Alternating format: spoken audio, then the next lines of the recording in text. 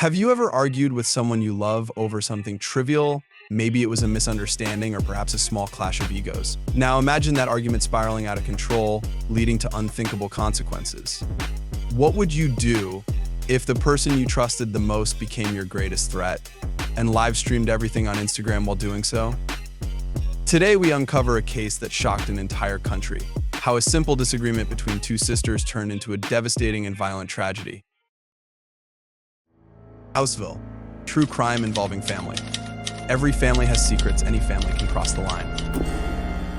Hi, I'm Matt. Welcome to Houseville, where we explore the darkest stories of family secrets turned tragic. On October 23, 2021, in the Dutch city of Den Bosch, a family's world fell apart. What began as a dispute over a pair of jeans ended in bloodshed. Two sisters, Anouk and Bukra, shared a home, a history, and a bond, but by the end of that day, one of them would be gone, and the other would face consequences that sparked outrage across social media and beyond. Let's dive into this harrowing story and the chilling details that left a community and the internet reeling. To truly understand this case, we need to start with the sisters themselves.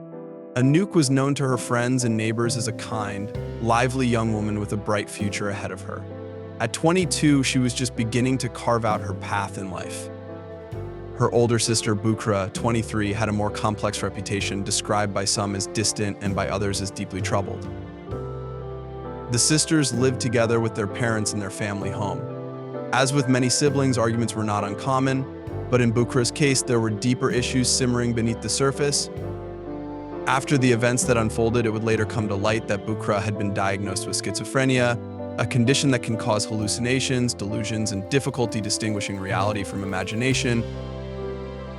But no one, not even their closest family, could have predicted the horror that would happen on that October afternoon. It started as a typical argument. The sisters clashed over a pair of jeans, and something about that moment made Bukra snap. It was as if the argument had flipped a switch inside her. Overcome with rage, she grabbed a kitchen knife and stabbed Anouk, a staggering 88 times. Anouk, fighting for her life, managed to escape the house and run to the neighbors. But Bukra wasn't finished. She followed her younger sister to their neighbor's doorstep and, shockingly, live-streamed the entire ordeal on Instagram. In a disturbing escalation, Bukra even turned her violence on the neighbor's dog, stabbing the helpless animal in a fit of delusional fury. Tragically, Anouk succumbed to her injuries there, right in front of the horrified neighbors who could do little to intervene in time. The aftermath of the tragedy left everyone in shock, family, neighbors, and even strangers who stumbled upon the horrifying livestream. The authorities arrived quickly after the neighbors called for help, but it was too late to save Anouk. Bukra was taken into custody at the scene. During her interrogation, she revealed a chilling detail. She claimed to have heard voices in her head, urging her to kill her sister. This revelation added a dark layer of complexity to the case. Was this a crime fueled by jealousy alone, or was Bukra's deteriorating mental health the real catalyst? The community of Den Bosch struggled to come to terms with what had happened. The neighbors who witnessed the attack were traumatized, haunted by the images of that day and the fact that they couldn't save Anouk. Even their dog, an innocent bystander, had fallen victim to the violence. Forensic evidence and witness testimony painted a grim picture during the investigation. The sheer brutality of the attack, 88 stab wounds, shocked even seasoned detectives. Meanwhile, Bukra's social media livestream became a key piece of evidence. The video, which captured her unhinged state during the attack, left no room for doubt about her actions. As investigators pieced together the events, they began to explore the possible motives behind the attack. At first glance, the fight over a pair of jeans seemed absurdly trivial, but the deeper issue lay within Bukra's mental state. Doctors diagnosed her with schizophrenia, a condition that often goes unnoticed until it's too late. It became clear that Bukra had been struggling with untreated symptoms for a long time. Her family admitted that she had exhibited erratic behavior before, but they never imagined it could escalate to violence. Jealousy also appeared to play a role in the tragedy. Anouk was described as outgoing and well-liked, which may have exacerbated Bukra's feelings of inadequacy. The argument over the jeans was merely the tipping point, a spark that ignited a fire fueled by years of unspoken resentment and unchecked mental health struggles. When the case went to court, the focus quickly shifted to Bukra's mental health.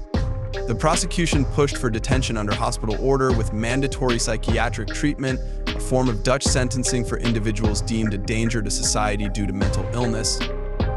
However, the defense argued that Bukra's treatment was already showing progress and that detention under hospital order was unnecessary. Her lawyer claimed that she could recover without the need for such harsh measures. But this argument faced fierce criticism. Reports from the clinic where Bukra was being treated revealed that she had already been involved in an incident during her stay, raising doubts about her ability to reintegrate into society safely. On social media, the case sparked widespread outrage.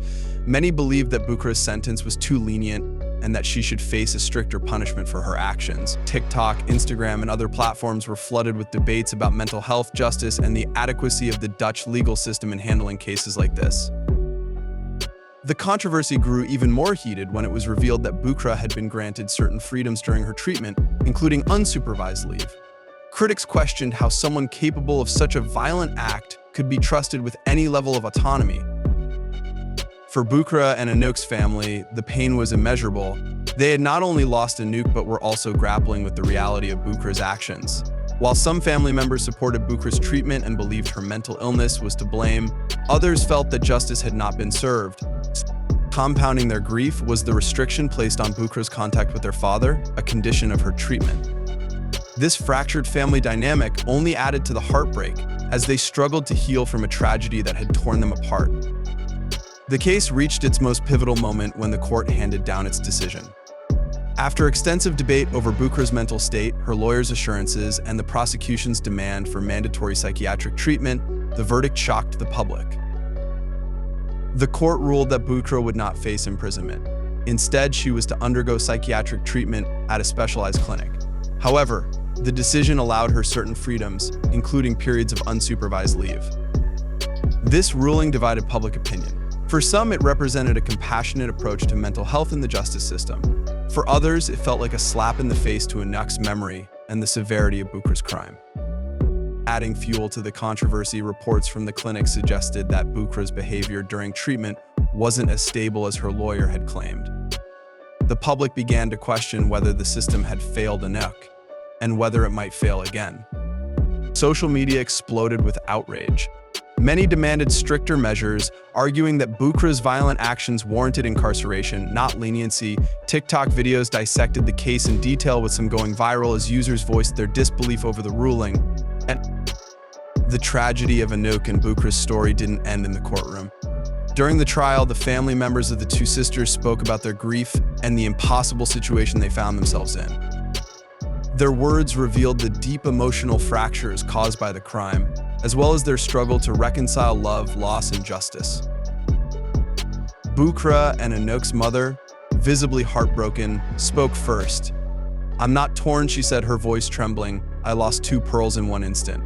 But I'm convinced that my Bukra will return to society one day." Despite the unimaginable pain of losing Anouk, she expressed a remarkable resilience.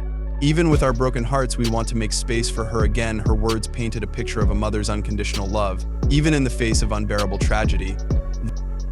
Her statement, however, stood in stark contrast to the testimony of their father. He too was shattered, but his emotions were laced with anger and disbelief. "To this day, I'm still in shock," he confessed.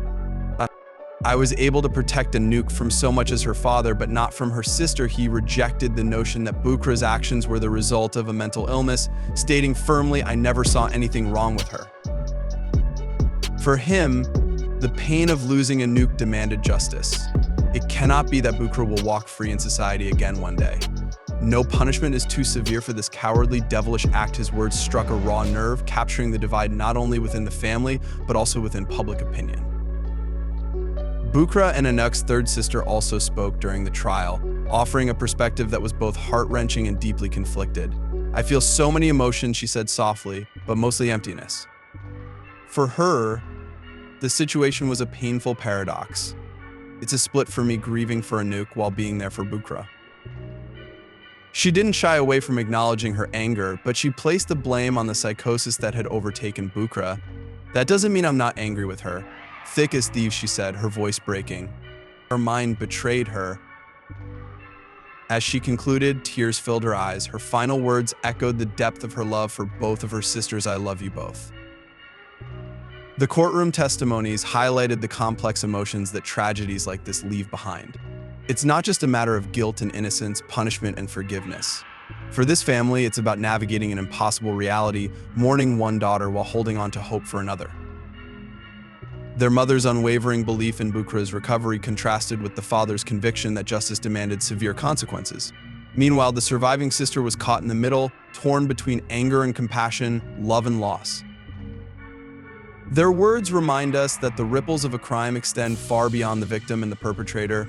The impact is felt most acutely by the people who must somehow pick up the pieces and carry on, despite their broken hearts. The story of Anouk and Bukra is not just about a single tragic event. It's about a family struggling to find meaning and healing in the aftermath of an unthinkable loss. It's a chilling reminder of how fragile the bonds of family can be when mental health issues go untreated and emotions boil over into violence.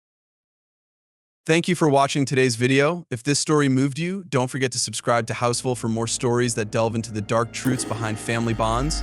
What are your thoughts on the family's response? Do you think justice was served? Let me know in the comments, and I'll see you in the next one.